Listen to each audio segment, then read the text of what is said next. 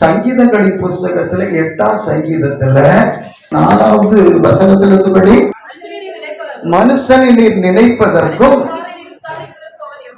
மனுஷகுமாரனை, இப்படிப்பட்ட மனுஷனை நீ நினைப்பதற்கும் அவனை விசாரிப்பதற்கும் அவன் எம்மாத்திரம் என்று என்கிறார். இது எப்படி அப்பா, இவன் எவ்வளவு விசாரித்து எவ்வளவோ சிருஷ்டிகள் உங்களுடைய கரத்துல கிரிகளாக இருக்கிறது. இவைகளெல்லாம் இருக்கும்போது இந்த மனிதனை நீர் விசேஷித்தவனாக நினைக்க என்ன? எனக்கு அன்பான தேவ பிள்ளை, விசேஷமா நினைக்கிறதுக்கு என்ன? அவனை தேவ தூதனும் சிறியவனாக நியாயப்படி தேவ தூதன் அவனை மேற்கொள்ளக்கூடாத ஒரு மண்ணான மனுஷனாக தானே சிருஷ்டித்தீர். உங்களுடைய கரத்தின் கிரியைகளின் மேல் அவருக்கு என்ன கொடுத்தீர்? ஆளுகையை கொடுத்தீர். மகிமையினால கனத்தினால் என்ன செய்தீர்?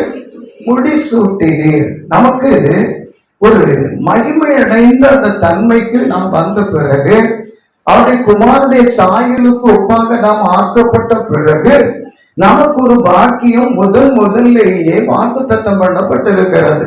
அது என்ன அப்படின்னு நீங்க அறியும்படியாக ஆதியாகமத்தின் புஸ்தகம் 1ஆம் அதிகாரம் 26ஆம் வசனத்தை ஒரு பிள்ளைப்படி, பின்பு தேவன் தனக்குள்ள நினைக்கிறார் நமது சாயலாகவும். பாருங்க, மனுஷனை மண்ணுல கர்த்தர் உருவாக்கினால் எப்படி இருப்பாங்கிறத செய்துட்டு மனசுக்கு வச்சுட்டு அவனை நமது சாயலா என்ன செய்யணும்? உருவாக்கணும். ஏன்னா நம்ம போல அவன் மாறணும். நம்மில் இருக்கிற அத்தனை மகிமையும் வல்லமையும் அதிகாரமும் அவனுக்கு கொடுக்கணும். அதனால அவனை மற்ற மிருகங்களை போல என்ன செய்யக்கூடாது?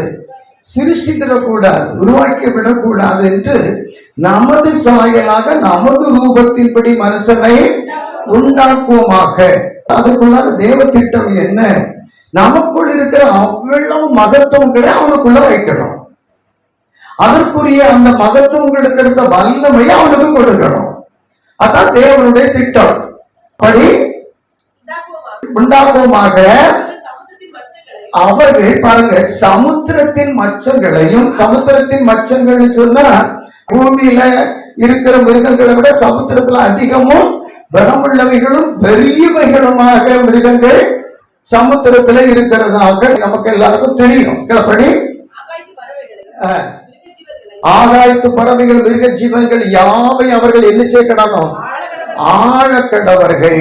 28ஆம் வசனத்தை வேற இருந்தபடி, பின்பு தேவன் அவர்களை நோக்கி, நீங்கள் பலுகி பெருகி பூமியை நிரப்பி அதை கீழ்ப்படுத்தி சமுத்திரத்தின் மச்சங்களையும் ஆகாயத்து பறவைகளையும் எல்லாவற்றையும் நீங்க என்ன செய்ய கடவீர்கள்?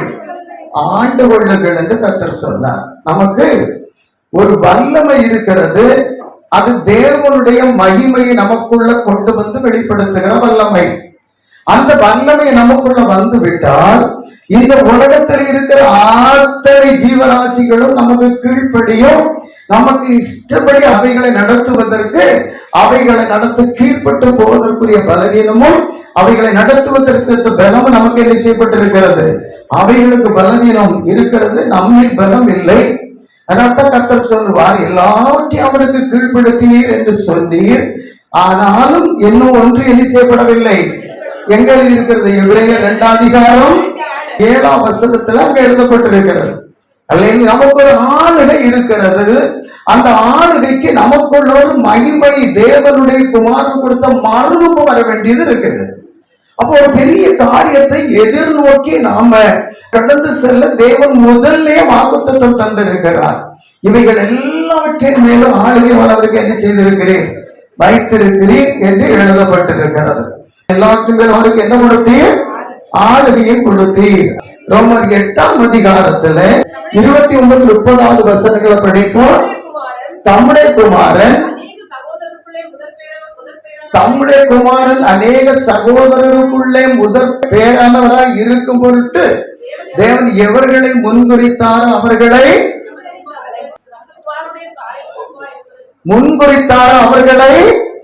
தம்முடைய குமாரனுடைய சாயலுக்கு ஒப்பாய் இருப்பதற்கு மறுரூபப்படுத்தி இருக்கிறார். இது தேவனுடைய சமூகத்துல இது நடந்து ஏறிவிட்டது, முடிந்து விட்டது. அது எப்படி நடந்தது என்பதைத்தான் நம்ம பிராக்டிக்கலாக வாழ்ந்து அதை நிறைவேற்றிக் கொண்டு இருக்கிறோம். தவறி போனவங்க எப்படி போனாங்க, கீழே கிடந்தவங்க எப்படி மேல வந்து அந்த தன்மை அடைந்தாங்க, கைவிடப்பட்டவர்களாக நினைக்கப்பட்டவர்கள் கைவிடப்படல, கைவிடப்படாதவர்களாக மகிமை அடைந்தவர்களாக கற்பனை பண்ணி கொண்டிருந்தவர்கள் கைவிட்டப்பட்டு போனார்கள். அப்படி நடந்ததை எல்லாம் இப்ப நாம நிரூபணத்துல, அதாவது பிராக்டிக்கல்ல செய்து கொண்டிருக்கிறோம், அடைந்து கொண்டிருக்கிறோம். தேவன் நம்மை எத்தனை பேர் மகிமை அடைந்தார்களோ அத்தனை பேர் மகிமை அடைய செய்து அந்த ஸ்தானத்தை கொடுத்து முடித்து விட்டார். அது எப்படி நடந்தது என்பதைத்தான் நாம ஜெனிப்பிக்கப்பட்டு மனுஷத்துல மாமிசத்துல வாழ்ந்து அதை அடைந்து அதில் இருக்கிற தேவன் அதை செய்யும் போது என்னென்ன பாடுகள் எப்படிப்பட்ட காரியங்கள் நமக்குள் அனுமதித்திருந்தாரோ அதை அவ்வளவு நம்ம அனுபவித்துக் கொண்டிருக்கிறோம். தேவனுடைய பார்வையில ஏற்கனவே ஒரு தடவை இதெல்லாம் என்ன செய்தாச்சு, முடித்தாயிற்று. படி யோபு 33:14 படி, தேவன் ஒரு விசை சொல்லி இருக்கிறதை இரண்டாம் விசை பார்த்து திருத்துகிறவர் அல்ல. தேவன் ஒரு விசை சொல்லி இருக்கிறதை அப்போ எப்படி அவர் தனது குமாரனுக்கு சாயலுக்கு ஒப்பாக மறுரூபப்படுத்தி இருக்கிறார் என்று எழுதப்பட்டிருக்கிற வார்த்தையின்படி செய்தாரோ, அதுல திரும்ப இவன் அல்ல அவன், அவன் அல்ல இவன், இல்லைன்னா இது இப்படி அல்ல அப்படி, இவ்வளவு கஷ்டம் கொடுக்க கூடாது, இல்லை இவ்வளவு சுகம் கொடுக்க கூடாதுன்னு சொல்லி மாற்றுகிறவரே அல்ல. அவரால் முடியாது. அவர் அந்த அளவுக்கு எப்படிப்பட்டவர், உண்மை உள்ளவர், நீதி உள்ளவர். அல்லேலூயா.